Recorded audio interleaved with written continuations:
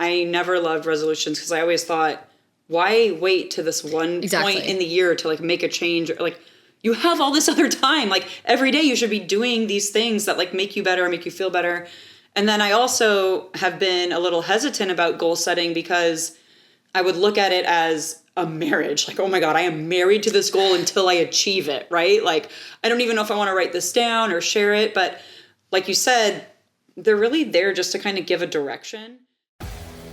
Welcome to Beyond the Reps, where we talk about all things your physical therapist and trainer forgot to tell you. I'm one of your hosts, Whitney Stevenson. I am a gym owner, a celebrity trainer, and a personal training coach. And I'm Dr. Hanna Shays, your co-host. I'm a physical therapist and practice owner. All right, we are here and on just like on the nose, episode 13, and our goal for this year was to have 12 episodes. So we beat it. And like I said, on the nose, we are going to be talking about goals. This episode is called The Power of the Goal and How to Build the Year You Actually Want. So we're going to get into goals, goal setting. We're wrapping up 2025. Everyone's talking about resolutions, vision boards, manifesting the year they want, and, you know, their own personal, professional fitness goals. And we're here to talk to you today about what having a goal really means, what it means to like set those goals up, multiple goals, and how they can kind of steer and maybe even possibly change your life. Well, and I like that we're calling them goals because I've never really liked the word resolution. I never did New Year's resolutions. I like to set goals throughout the year. Yeah. And so I feel like resolutions can get a bad rap sometimes, but they're just goals, and they're really just a direction, like your North Star. So they give you structure and purpose to your days. For sure. I kind of, to piggyback on that, I never loved resolutions because I always thought, why wait to this one point in the year to like make a change? Or like, you have all this other time. Like, every day you should be doing these things that like make you better, make you feel better. And then I also have been a little hesitant about goal setting because I would look at it as a marriage. Like, oh my God, I am married to this goal until I achieve it, right? Like, I don't even know if I want to write this down or share it. But like you said, they're really there just to kind of give a direction. And, you know, hopefully in either achieving or, you know, maybe switching directions with a goal and maybe not achieving it, having the goal was there for the guidance, for being that kind of like North Star, and then also for kind of helping you create ways to stack bricks during your days, to help kind of give you some inertia, some momentum and clarity for kind of your life habits, what you're going to do for your days, and also help you set boundaries against like, okay, that's a thing that I'm not going to participate in because it doesn't align with what I'm trying to do over here. Yeah. Thing. I mean, I feel like now I also get it. Before, resolutions didn't make sense. And now that I'm a functioning adult in society, I'm like, oh, I get it. Like, the holidays do kind of mess everything up with the diet, and everyone's traveling, and like things kind of you get caught up in everything. And so now I'm like, oh, I get it. I can start this in the new year. Yeah. I mean, I think it's such a slippery slope this time of year. I was just talking to a member this morning about, they had 8 Christmas parties to go to in the last 3 weeks. 8, because it was like a Thursday party, a Friday party. We just did 3 nights in a row of events. Yeah, and it's really tough to kind of like stick to your regimen and also fill your social, you know, battery up, and also be social and have a social life and network and do all these things that provide great opportunities. It's kind of funny. I am usually a person that's kind of the topic of, oh my God, don't look at my drink or don't look at my dessert. And I'm never judging anyone for whatever. People say that to you? Yeah, all the time. Like, don't look at my stuff. Don't look at me. Don't look at me eat. And I'm like, I'm not. Like, enjoy yourself. Like, that is not. You should have seen me at the gala, at the Breakers Gala. Look at this ice cream. All that ice cream. I ate the candy holders. Yeah, and like, I don't really think anyone should feel bad about doing things that might take them off of their path. But if you don't have that goal or that thing that kind of can bring you back onto the path, that's where you can get into the weeds actually and maybe really completely derail. So having a goal even during, you know, the holidays, or maybe a time of the year that you find that it's really easier to get distracted, could help you stay on track a little bit more to whatever that could be. It could be professionally, it could be, you know, physically, it could be with your love life or just, your own, personal goal.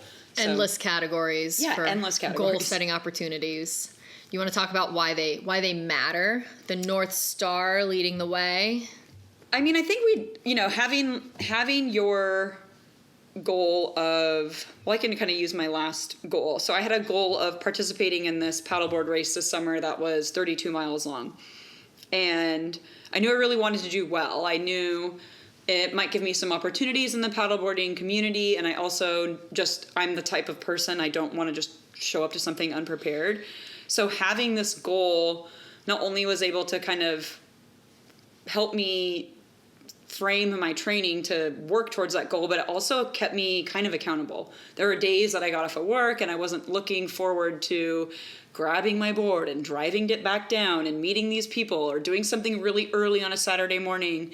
But I knew I have this goal and I want to be prepared. And that meant more to me than, sleeping in or just laying on the couch and doing nothing. So having that North Star really was just kind of this guiding light that really helped me come back to, oh yeah, this is my purpose right now. It shaped your days. Yeah, totally. It helped me shape my days. Style. Instead of, I think I just want to train more this year. It's like, no, I'm going to do this thing and then I'm going to have a direction that I'm going to get there. Yeah. Because I did the same thing with I just wanted to run a race because I'd never run a race before and I had just gotten back into running and I was like, the way I can kind of measure this achievement is just by doing it. I didn't have a pace goal or anything. I was like, I'm just going to do it. Yeah. And that guided me because I was like, well, if I run a 5K, I know I need to run 3.1 miles and we'll do it. And I just started going to run clubs. I just needed something to give me structure. It can't just be like, well, I'm going to run today. And because I just lose direction. I mean, some people can do that maybe, but I can't. I'm really goal oriented and I know you are too. Yeah. So it gives you a little bit more habit building structure each day. Yeah, for sure. To get there. I also think too, for people who have done goals and goal setting within themselves before, like you and I have, what was really important about my goal and your goal was that other people knew about it. I knew that you were doing Run for the Pies. I knew you were preparing yourself. I knew you were coming off of a long stint of running causing you injury. And so it was, you probably never even felt it, but even when I would watch you warm up at the gym or prep for running, I was like, oh yeah, there she goes. She's getting ready for, I keep wanting to call it the turkey trot, but the Run for the Pies. Getting ready for some apple pie. Yeah. And I think it's really important to write goals down and to share them. That gives you that, subconscious alignment with the thing that you are doing. Another thing I've shared with you, and I've shared a little bit on the podcast, is it's been my goal to heal my gut. I have had a really horrible experience with stress and leaky gut and really working through this thing that happened to be present itself as a dairy allergy. So knowing that that's been my goal is trying to heal my gut. When I get into situations where there's food that would upset my stomach or there's alcohol involved and I would normally have a half a glass or do something like that, I know it's a hard no because it just doesn't align with what I'm doing. And I really want to achieve this goal of having a healthy gut. It really means something to me. So how are you going to measure it this year? What's going to be your measure of that? Are you going to go see someone and do fancy tests? Okay. Yes. I was going to say, I'm going to hold you to it. Yeah. I actually had a conversation with Carolyn at Hot Pilates the other day. So okay. Yeah. We're on the books for that. But I mean, hopefully at some point I'll be able to test by exposing myself to dairy again and not having an allergy. I just mean a gut test where it'll say you have leaky gut where it measures the zonulin. Yeah. But so I wanted to also talk about, we wanted to talk about writing goals down, visualizing or whatever, but so I write them down just so I keep them organized and I can look at them each day or whatever, I pull them up, but I've found that writing it isn't really enough for me. I think for me at least, when I tell people or I talk to people about it, I'm informing them and it's oh, I said it out loud and someone knows. And even though they're not literally my accountability partner, it's oh, I told people I was going to do this. I I'm going to do it because I don't like to tell people I'm going to come to a party and then even if I don't feel like going and I'll show up. Like I won't not show up. I can't do that. So I'm very like, I keep my word. So if I tell someone I'm going to do something, you're gonna even if it's like my goal, I have to do it. Yeah. Are you kind of the same way? Like when you inform people, you're like, I told them I was going to win Chattajack. Oh, I can't lose absolutely. Chattajack. I am 100% like your word is everything. Like I have a very strong connection with that. And I like the idea of sharing it because almost when you're sharing a goal with somebody, when you're speaking about it, you kind of have to like visualize yourself doing it. You kind of step into that manifestation mindset of you're creating the possibility for this to happen and exist for you just by you telling somebody else. So not only do you get the accountability side of it of like, oh man, like I told this person X, Y, and Z, but you're also getting that like thought process of really like kind of walking yourself through it. And the bonus is that you may share your goal with somebody who could actually help you out. You know? Yeah. You may end up if you shared your goal with me, you 100% have somebody who's going to try to help you out or, you know, maybe connect you with somebody who could help you out. So sharing your goals with the right people could be a really powerful tool to actually help you get to achieve your goals. I didn't think about it that way. Yeah. But you're right. I used to work at, I don't know if I can say this, maybe I'm just going to say, I used to work at Lululemon, and I think you can say that. I think I can say it, right? I don't know. Lululemon's not going to listen to this. I didn't sign an NDA for them. I used to work there years and years and years ago, and part of being an employee there is you learned how to goal set, which I thought was a super valuable tool. Oh, really? Yeah. Did they do like a little seminar on it? Oh, yeah. You had to do a visualization of a day in the life of your dream life in 10 years, and then you had set 5-year goals, and then you would set 1-year goals, and they actually call them BHAGs, big, hairy, audacious goals, because they really want you to set goals that kind of bring you, you know, to the highest version of yourself. So they are a little scary, they're a little hairy, they're big, and we used to have them displayed in the store. So, like, somebody could grab up my clipboard and see, like, oh, Whitney, she's working over there. Oh, her goal is to represent Team USA in paddleboarding. Wow, I didn't, let me go talk to her. Oh, they're not private. No, they're up for anyone to see. Yeah. And I think since they've maybe switched that around because motivating. Well, that's what I looked at it as like. I mean, I guess it depends on your personality. It might be really terrifying and not motivating. It could be terrifying if the wrong person picked up the clipboard, and I think they ended up like bringing the personal goals like out off of display. But that was one of the things, the moments in my life that taught me that sharing goals was important, and sharing goals with the right people was important because of how it can help you, how that person may help you.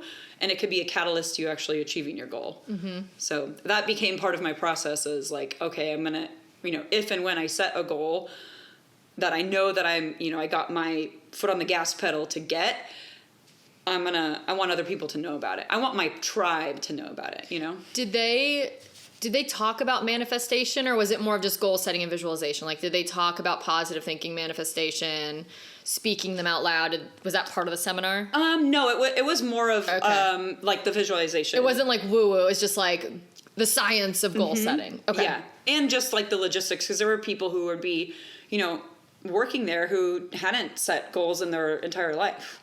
Like they didn't know what that the impact that could have. And I think as from an athlete, from somebody who is goal setting, I mean, I remember being 8 years old watching the Olympics on TV going, that's going to be me. I'm going to swim. I'm going to do that. And there are kids who don't have that, or didn't have that guidance, and didn't have that type of, growing up with goal setting being like a fuel. Mm-hmm. So it was a little bit more broken down so people could logistically understand, okay, this is a powerful tool that I can use in my life, not even because I'm an athlete, but just because I'm a human being, and this can take me to like a higher version of myself. Yeah. Yeah. So that was a really interesting and very cool thing to have in, the work world type of thing. Did you do any of like visualization stuff before your soccer games, or did you do goal setting in soccer? Because more of a team sport, it's harder to do goals, right? No. So I did do some visualization. It's not because anyone had ever told me about it. I don't think my parents told me to visualize anything. Like, I know some people get introduced to it because their parents are into manifestation and visualization, and they tell their kids, like, close your eyes and think about how scoring the goal or whatever. But when I look back to what I would do is I would listen to my music, and then I would think about, like, I'd get hyped up and I think about scoring or good stuff, and I would always perform better. And if I didn't do it, or if I didn't feel like playing, you know, I wasn't even worried about messing up per se, but if I didn't do it, there was definitely like a difference. Yeah. I can totally say that. So I would kind of drift in and out of visualizing and not, but I can speak looking back that it definitely made a difference in how I played. I think too, it just brings awareness to this kind of like movie reel and even the dialogue that's going on in our own head. When you take time to kind of do that, to have a moment with yourself and understand, okay, I'm trying to visualize something. I remember I would get hung up a lot because I would anticipate being anxious. I would anticipate a negative outcome, and I didn't want to visualize a negative outcome. So it would be hard for me to try to get through an entire visualization because you would try to not let yourself do it. Don't think about the white elephant. Yeah. So for me, that also brought attention and awareness to, okay, this thing in my head is not serving me. So sometimes I would do visualization, and when I would come up against a negative outcome, I would literally visualize a stop sign. And then I would start to like outline, trace in my head the stop sign to like tell my brain to stop thinking that way. Stop thinking in that direction. Start thinking in, I'm going to feel good. This race is going to be awesome. I'm going to nail this turn. My start's going to be great. I can feel the water underneath my legs. Like there were moments in my visualization that I would get lost in because I was anxious or have anxiety, and I would need to kind of access another tool within the visualization to do that. But without even starting that, I would never know that all of this nonsense was going on in my head. You didn't let yourself also visualize the worst outcome or the negative outcome, right? You rerouted. You didn't like sit in the... Yeah. You didn't do the good and the bad. You rerouted from the bad. We would do what I did later on, as I got more mature. I would do lists of like worst case scenario, and only to understand like what it is that I had control of and what I didn't have control of. So, you know, I would make a list of like, okay, I'm at this CrossFit tournament and my belt breaks. Or my rope breaks. It's like, okay, so in my ready bag, I'm always going to have an extra jump rope and an extra belt. So if it breaks, then I have my stuff ready to go. Like I have my backup plan there. So then in this list of kind of worst case scenarios, I got to see like, wow, I'm in control of like 99% of these things that I was like afraid of happening. So they're probably not going to happen because I'm in control of it. And then this 1% of thing that I like have no control of, which is, you know, how other people are, how other people feel. I don't have any control of that. So I have to let it go. I can't control other people. So, you know, the outcome's on them. Like, so then that was teaching me more of like, you know, in a performance, there's only so much I can do. And if I know that I did everything I could, no matter what the outcome was, if I did these things, I was going to feel like I won, you know, even if I got 12th or even if I got, you know, I wouldn't say dead last because I probably would be upset if I got dead last. But even if I didn't do as well as I thought I wanted to, because I did my process and stuck to what I could control and didn't get lost in the weeds of what I can't control and what other people are doing, I would always feel good. Like, man, like I really did my best. Like that was it. That was a big win for me.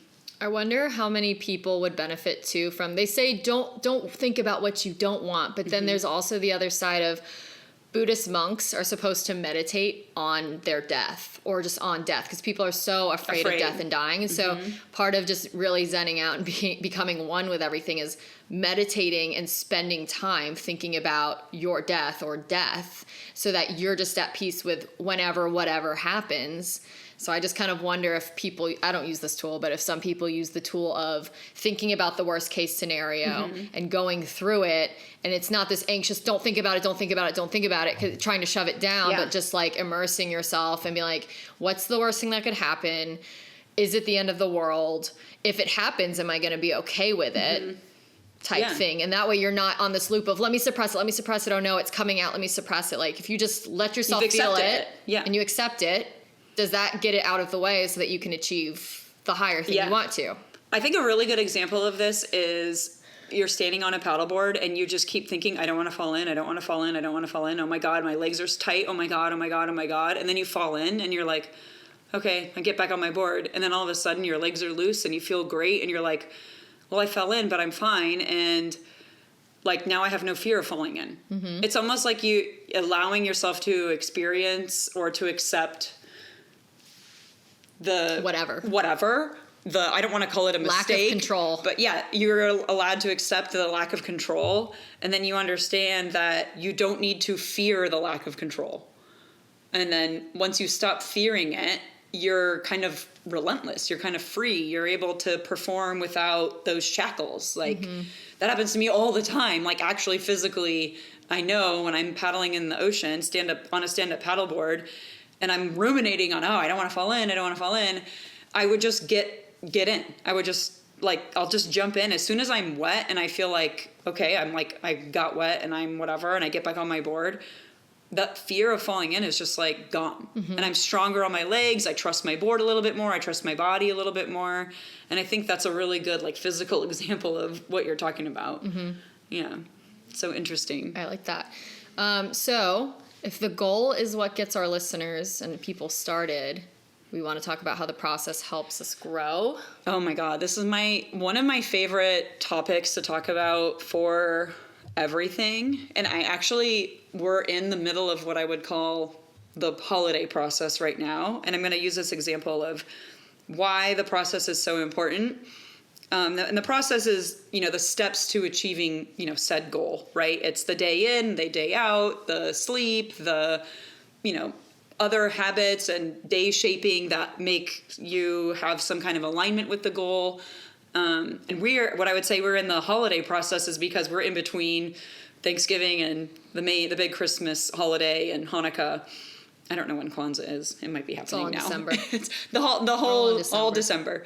But kind of right now, I feel like everyone is kind of buzzing. Everyone is gift getting and shopping and baking and going to events and, meeting other people and doing gratitude galas. And there's just a lot of buzz going around.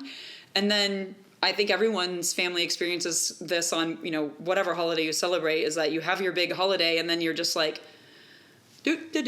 what day is it now? Yeah. What's going Christmas on? Christmas Day, you're yeah, there's the a hype lull. was better than the actual day. Exactly. Because Christmas for us lasts 2 or 3 hours. Yeah. And then everything's closed. Yeah.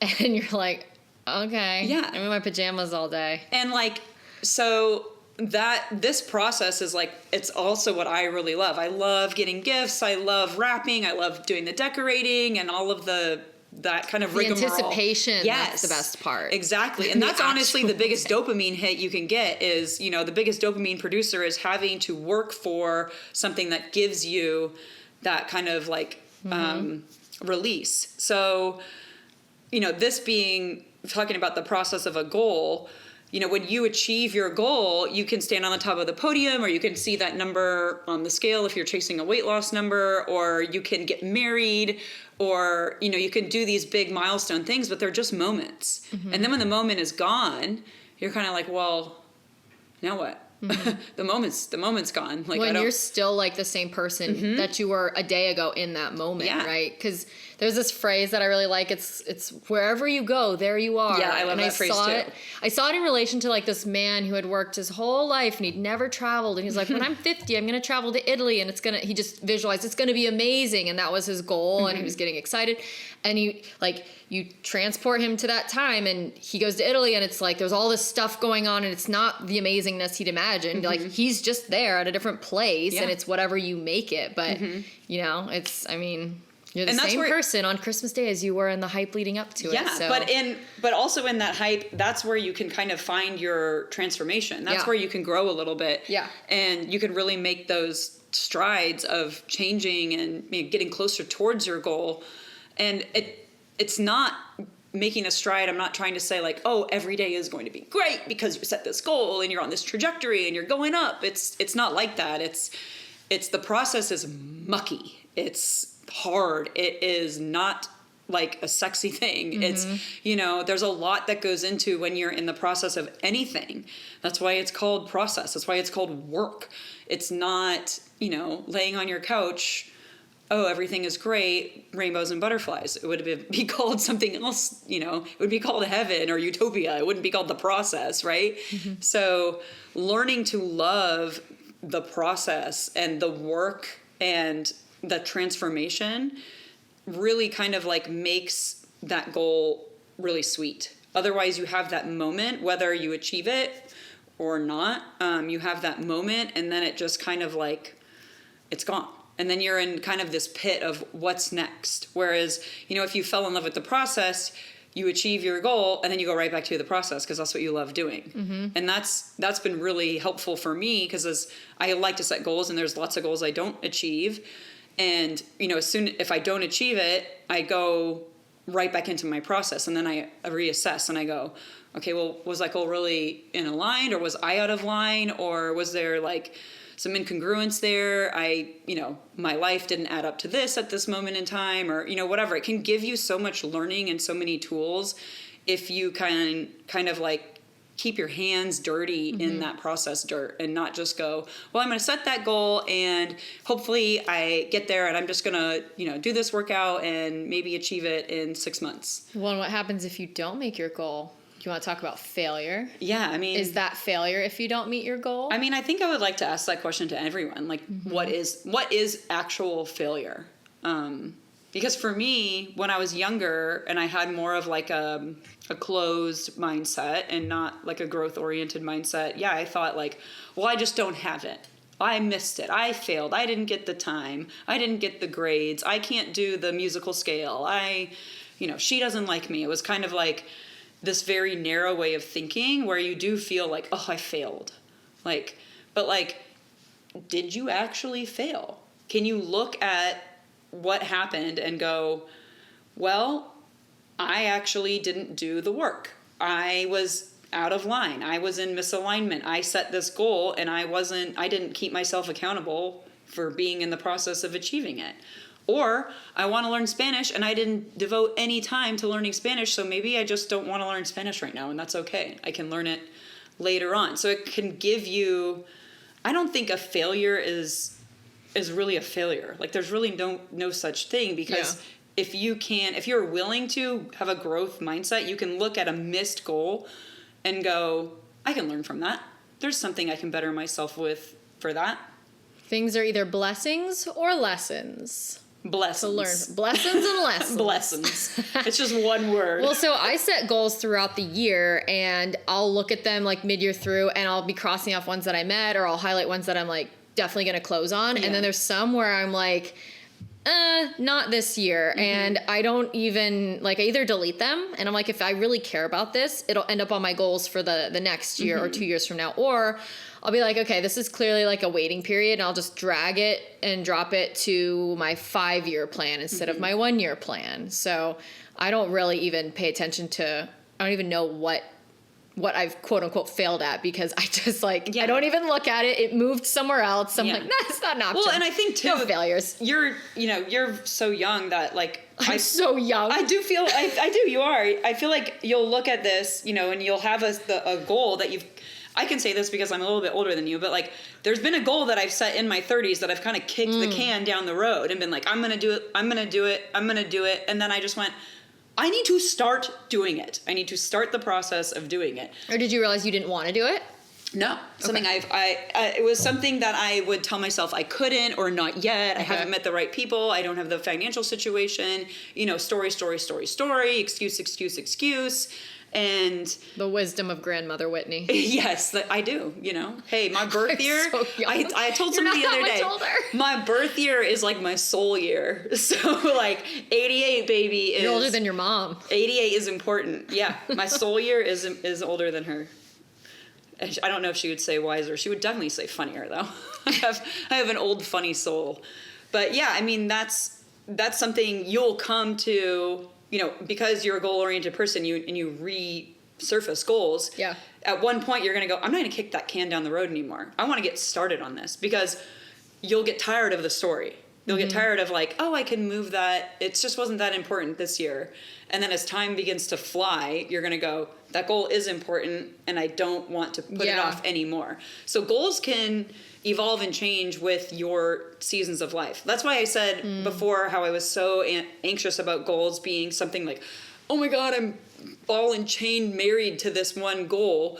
But that goal, it's just, again, it can grow, right? It can evolve a little bit. It can look like a vine coming over a pot. It doesn't need to be this like rigid thing, this rigid cemented goal that you have to do this. It can be something that, all right, I'm very specific and I've said this and I'm on my way to this, but now that I've been working on it for a year, I think I want to make it have this. And so you can kind of like edit it a little bit. I think specificity helps a lot too. For sure. Like if I'm just like, I want to do high rocks.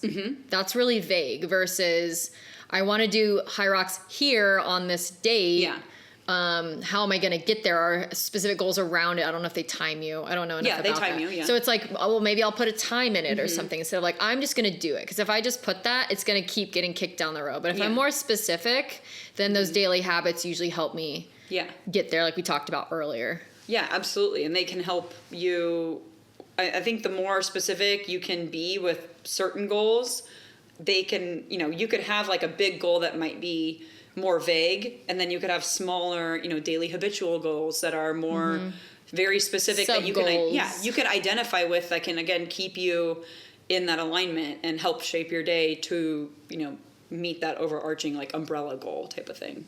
Well, and you do a lot of manifesting. I'm waving my manifesting. We're doing wacky inflatable arm flailing tube, ladies. I want you to tell the listeners what manifesting is. Oh my God. Tell us all about what manifesting means. You are a manifester. If anyone's heard of human design, Google human design and then put in your birth time or whatever your birth location. It'll tell you what you are. And Whitney is a manifester. I am like a manifester. Literally. So she's our little manifester. Tell us what it is.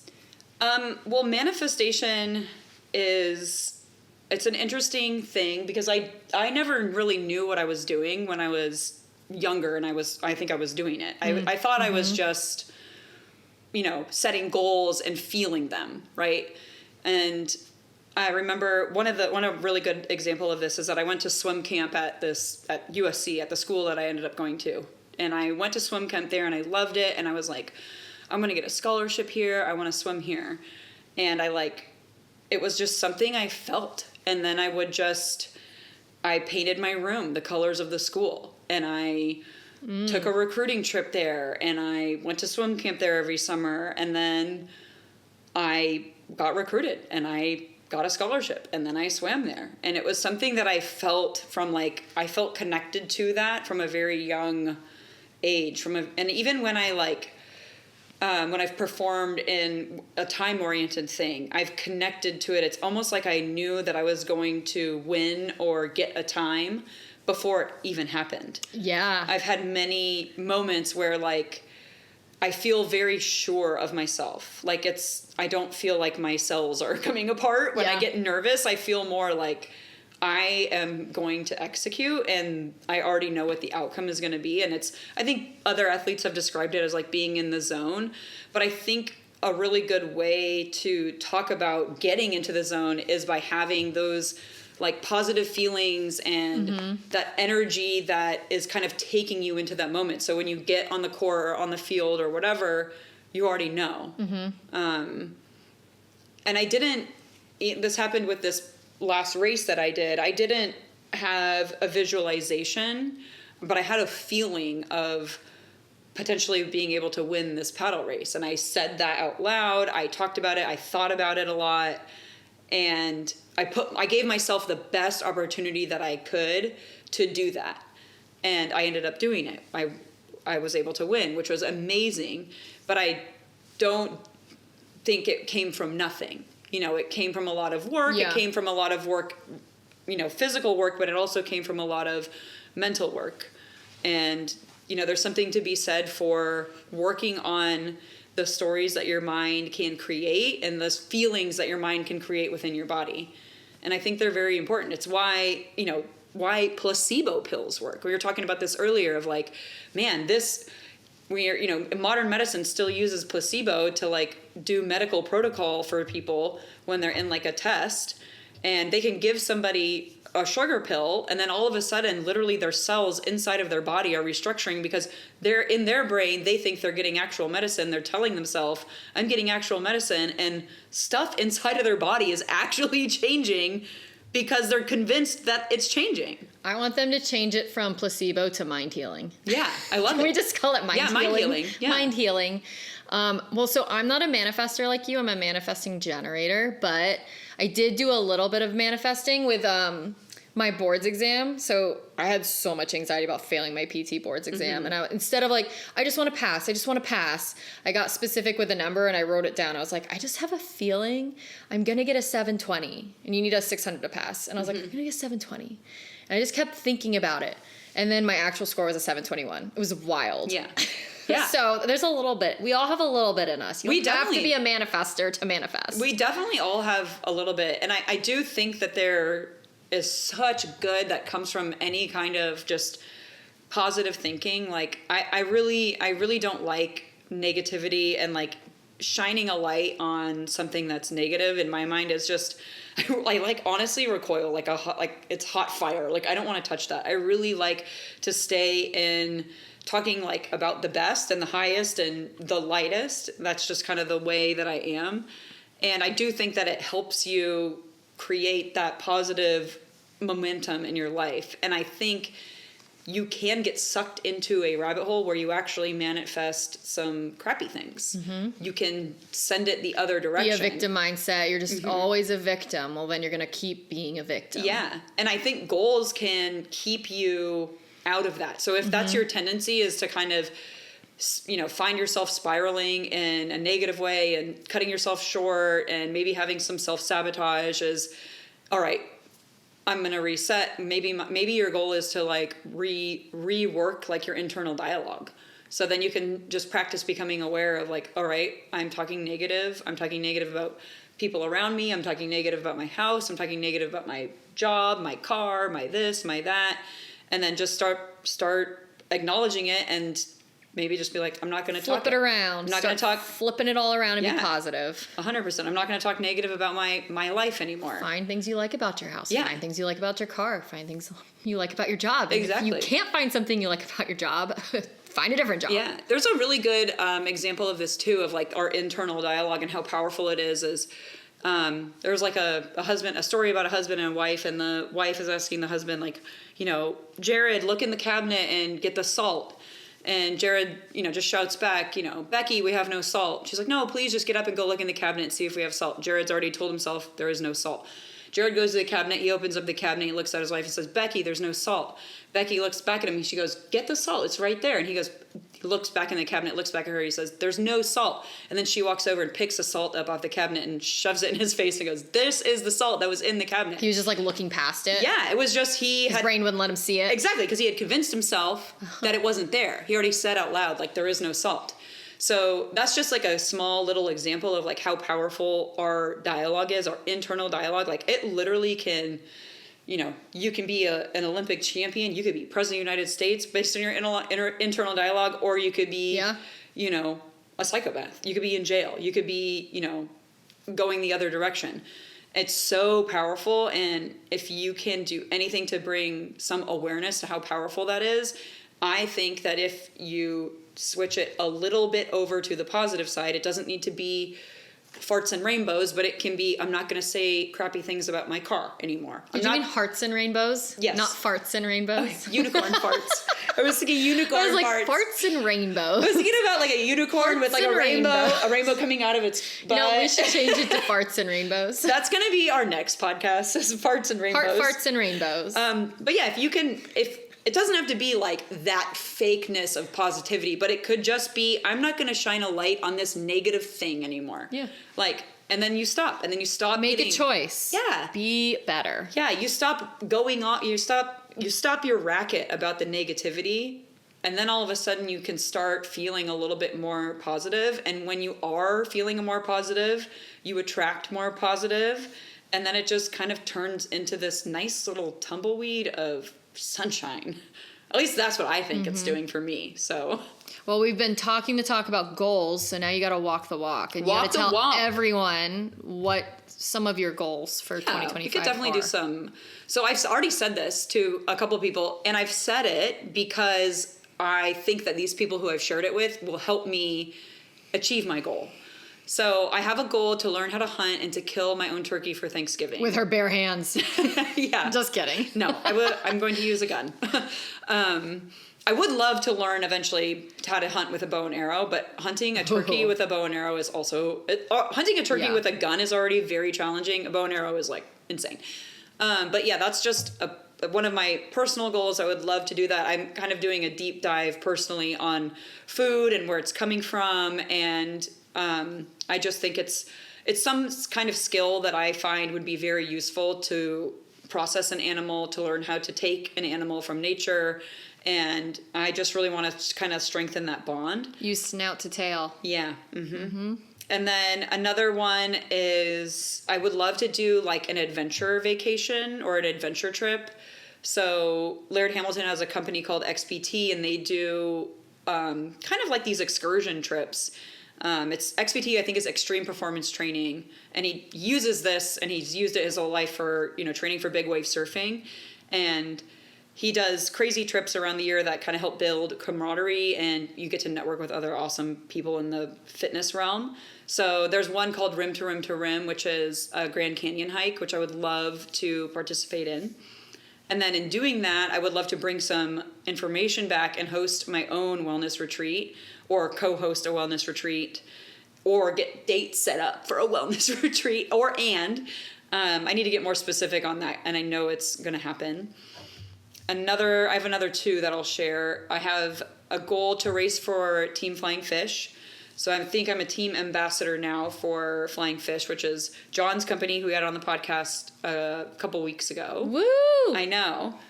So there are local and nationwide paddleboard races that happen, late spring through the summer.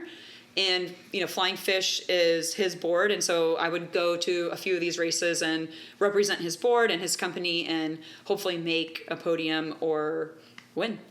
And then the last personal and professional goal that I have is to host an art gallery or an art night at Sunmade. So at the local gym that I own, I would love to have a gallery night there and kind of showcase some of the cool and amazing artists we have in this local community, as well as art was a passion of mine. It was what I majored in college. So I'd love to create something that holds me accountable to something that helps my mental health, which being able to do art and be creative that way, to flex that creative muscle, is really good for me. And I haven't been able to do that. I haven't carved out time for me to do that. So I like that one. I didn't know until today you told me about it that you were going to do that. So I honestly just thought of it it must have been in the last 2 weeks. I had been thinking about doing it for a long time, but I decided that this was the year and was driving to work. Well, you have to now because you just told everyone. I just told everyone. So if you're an artist, let me know. Hit me up. Let's show some of your stuff. Mm-hmm. What are your goals? You got some big, hairy goals over there. I know you do. I have way more than what I'm even going to share because I'm a freak. But so I like to make sure. Oh my God, I'm gonna have to edit you out. I like having a business goal. I like having a personal goal, like a health and fitness that's separate from personal, and like kind of relationship goal, like that kind of categories. So some that I'll share is I want to hit over 1,000 annual visits. I was around 900 this year, so I just want to get over 1,000. Great. And then my personal mental health. I want to maintain boundaries with work and home life, self-care, like workout, because I will just try to over accommodate. And sometimes in season, I'll work from 8 to 7 p.m. And like who is crazy enough to do that? So your business goal, you could specify, I want to hit 1,000 annual visits while maintaining my boundaries. Yeah, yes. I'm going to have to, because those are two separate ones. They're separate right now, but I can marry those and make them actually like very specific and work together, like we talked about. And actually hiring a virtual assistant will help me achieve that. Yeah. Health and fitness. I want to I already ran a 4-miler. And I want to complete a 5K at a better pace. So I want to run it at like an 8:30 pace. That's my specific. And and or I'll do a 10K. So either I won't do the 5K or I'll do the 10K at just a better pace. And then relationship, Sam and I need to cook more meals together. We both work so much that like, and I'm way healthier than him, and he orders like DoorDash or whatever, and I'm like making food and he's like, that's too plain, because there's olive oil and salt on it or whatever. So cooking more meals together. Yeah. That is what we need to do.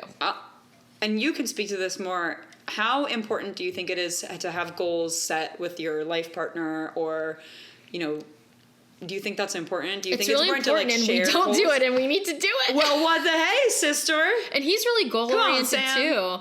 I mean, we talk about like, I want to like, oh, well, you know, we were supposed to get a house in 2021.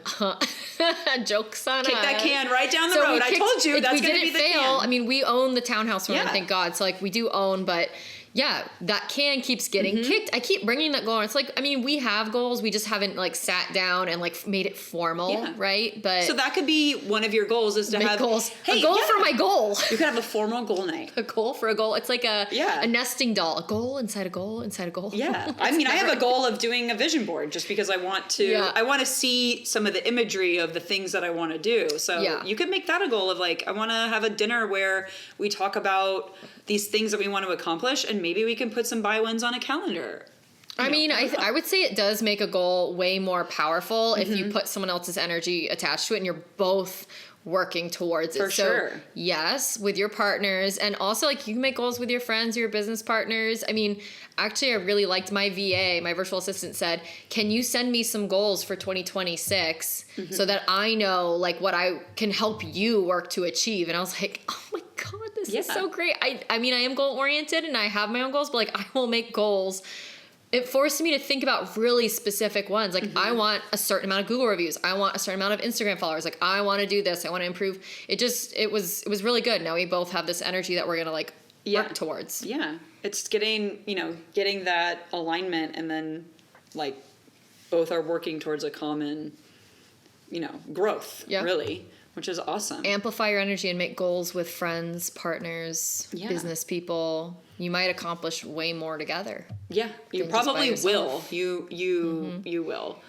What about our podcast goals? Yeah, I mean, I think we overshot by one. We did it. We beat our goal by one. Okay, so episodes. Because we're both doing this, I wanted to ask you: when you set goals historically, you don't just meet the time or meet exactly on the dot. Like, do you tend to surpass the goal? You meet it and you surpass it a little, because I do that sometimes. Or do you just kind of meet it?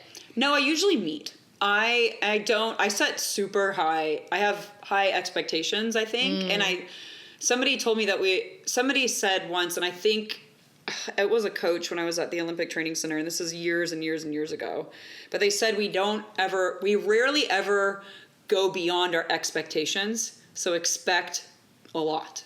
Because if you can meet your expectations and you're expecting a lot, you're accomplishing a lot. And I was like, I get that. And I'm also, again, I am somebody who's sensitive to like self-deprecating. So I don't like not setting the highest imaginable for myself. I set them a little bit lower. I don't like to lower my bar. I lower it so I'm like, well, I can meet this, and then I just blow past it. So we're doing the opposites. Yes, because I do not lower my bar. Yeah, nope. Because I'm also kind of are you kind of a dreamer? Because I'm very much a realist. So I'm like, oh, that doesn't feel realistic. So sometimes I'll get a little imposter syndrome-y, and I'll be like 2,000 visits feels like a lot, but like if I lower it to like 1,000 because I just did like around 900, like I can definitely meet that, and hopefully I'll just blow past it. But I'm like, I don't want to put 2,000 because I guess I don't want to quote unquote fail, which we just said failures Fugazi. It's failure's just a construct, man. Yeah, it is. It's just a construct to keep we're the opposite. Down. You're the dreamer, and my realist tendencies hold me back a little bit. Yeah, I definitely, there's no lowering the bar. It is as high as I can get it. Because the dating bar is as low as it can go. So my other bars need to be way up there. Well, okay, so we blew past the 12. Yeah. We hit 13, which is sweet. That's because we had some part twos, but still, that was a lot of talk time. What else do we have? I'm looking at what we wrote down. Expanding our guest lineup. Yeah, I would love to have like planned out instead of like, hey, 4 weeks from now, can you do something? Like we want to map out some good local guests for you guys, more local experts. That's still focused on the health and wellness area. But I also really liked having John, which flying fish, that's physical activity, all of that. But it wasn't just like health focused. I liked hearing his story and how it was more like the local business and some of how it laps into the wellness community. Yeah. I want some more variety like that. Well, and I think that's the point of what we try to do with people is we try to have them focus and understand health and wellness, that it's a part of life. So if we could have more people that are a part of life outside of health and wellness and show how everything is kind of interconnected, there's that kind of like network of fascia between us all, then I think we'd be doing a good service. Use of the word fascia. I know, right? You like that? A+. $5. I used it during the podcast. You owe me. Just joking. But like, I think we could show, I think that'd be a very powerful note to our community. I think I just want to be a good voice for our community. I'm so sick and tired of inauthentic and fake fitness and wellness. I am like, have you ever seen Inside Out? And there's like the anger emoji or the anger man, and he's like this red. Yeah, he's like this red and like flames blow out of his head. I mean, I'm mostly that person when I'm like looking at health and wellness, quote unquote, on Instagram. And I don't even have TikTok for this reason, because I think there is good content out there, but I think for the most part, shut up. That's what I want to say. It's just a lot. It's too much. Look at me, look over here, listen to what I have to say. And it's not real. Like, you're not relating to people on a real level where you're actually helping them. It's for content. Again, it's supposed to be where this is connected. Like I said earlier, it's like the fascia that's connected into your life. Like, that actually helps you move and live longer and live a quality life longer. And if this podcast, if you and I together, if we could be a voice that becomes a pillar, and then that becomes even louder and louder and louder for that, then that's the goal I have for this podcast. Is I want people to be able to turn this on,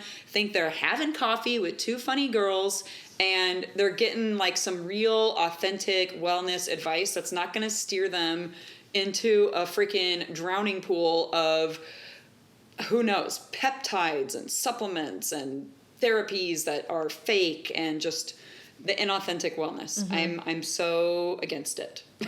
So that's where I'm planting my flag, the hill I'm going to die on. Well, I see you put this one, launch more mini series, nutrition, movement, mindset. Yeah. What do you mean mini series? I'm intrigued. No, I just think that we have these longer conversations. Short ones, like 20-minute ones. Okay. But I think you and we have some good back and forth in the gym, even about a certain thing. Like, something will come up with a client and we'll go back and forth and for like 5 minutes, and then it's like, dang, like, I really wish somebody could have seen that, or somebody could have heard that, because that could have really helped them. Because if a tree falls in the forest and no one hears it, did it happen? Did it fall? Did a bear shit in the woods? I don't know, unless somebody saw it. I do also think I would love to do a filmed episode.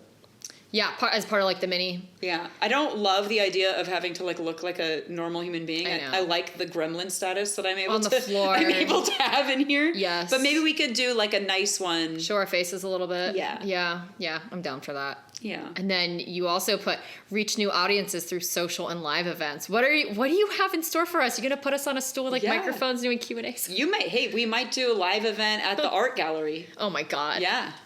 Little podcast. Is that what you're thinking of? I don't know. I just think it'd be cool. Or maybe something that has to do with our Women's and Wellness Network, or there's a lot of things that we can do and we can access. And this is like the power of sharing a goal with somebody. Hannah and I have these goals that we shared with each other, and we've helped each other grow with our businesses and with this podcast and with being catalysts of connection in the community and connecting each other with amazing people. Just being manifestors and manifesting generators, doing shit like that. So it's really powerful when you're able to share and connect and trust people around you, that you can create such a cool thing. Okay, let me summarize these because we were talking in between of them. So the goals for the podcast, we have continue building community around health, strength, and longevity, expand the guest lineup, deepen local collaborations. Number 3, launch more mini-series. And number 4, reach new audiences through social and live events. Yes, and then my rant, which was be a pillar. Be a pillar for authentic wellness. Pillar. Yeah.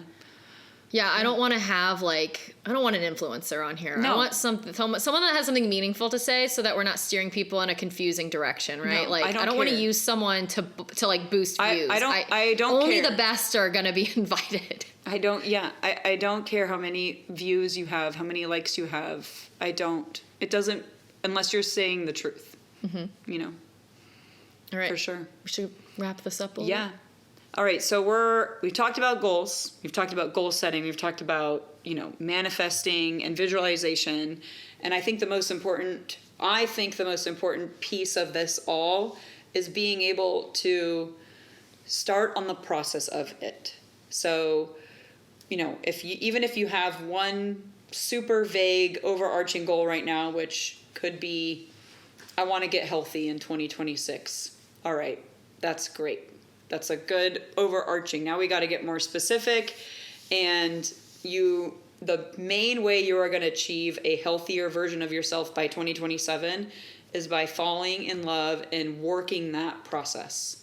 So whatever that means, I can go into the You're weeds. Going to say falling in love. And falling in love. It's nobody needs no man or no woman. But falling in love with the process of getting to whatever your goal is. I think that is the most important part, because if you don't love that process and the work, you're going to be a real, like a one-hit wonder with your goals. And we've got to measure the goal. And it's going to be hard to re-evaluate if you can't get back into your process. Yeah, don't say work out more. That's too vague. Be specific. Work out 3 times a week. Whatever. And I think, like I said, if your overarching goal is to get healthier, and then you get into your specifics of I'm going to work out 3 days a week, 1 day a week with a personal trainer. I'm going to drink, more water, and then I'm going to drink, 3/4 of my body weight in ounces of water. You can keep chipping away. And we talked about in one of our episodes of peeling back the layers of kind of your fitness goals. And again, it all has to do with kind of just getting dirty, getting your hands in the garden, man. Well, you gotta get dirty. If setting multiple goals is just too freaky for you, you can do what my husband does, and he just picks one. He only makes one goal for the year. He's goal-oriented. He has goals throughout the year, but he just picks one resolution. I don't know why, but he does, and that's palatable for him. So yeah, and then you can do that. Some people are afraid. They're like, well, I can never. I set a goal and then I never achieve it.